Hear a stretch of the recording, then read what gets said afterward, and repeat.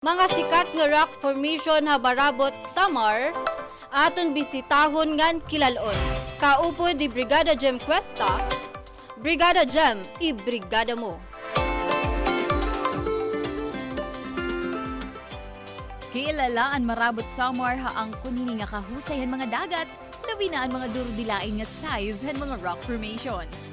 Halabaan Marabut tungod may edeng 24 nga barangay, saklit, dako ang sako piniha kadagatan ng Samar. From Tacloban to Marabut, maabot laylo sa kaoras ang biyahe. Pag-abot iyo hasyahan nga barangay, makikitandayon ang mga dagko nga bato nga naging tourist attraction na halugar. Usa mga attraction na Marabut ang Madong-Badong Islets, nga located ha barangay Pinalanga, Marabut, Samar. May ada opening ang islet haluyuhin ni sanglit, pwede ka mo mag-swimming and mag-explore ha cave.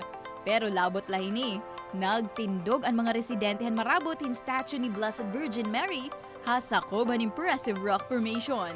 Labot lah Madong-Badong Islets, sumalalabyan gihapon ang Tooth Islets nga sumala Marabut Tourism Office, ginko konsidera ini nga signature tourism mark ha Marabut, Samar.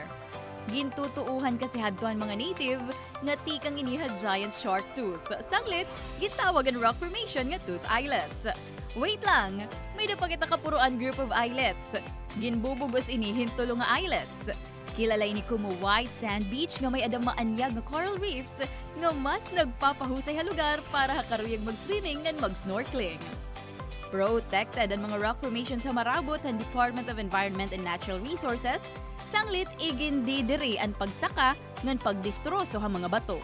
Ang nasabi nga mga limestone pillars kay nabugos over millions of years nga hapag kaya na nakakaghimo hin dramatic seascape ngan perfect for photography and exploration.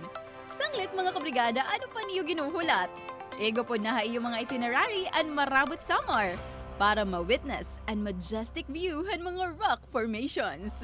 Para delightful Philippines in the heart of changing lives, ini Brigada Gem Cuesta han Brigada Tacloban, the Music and News Authority.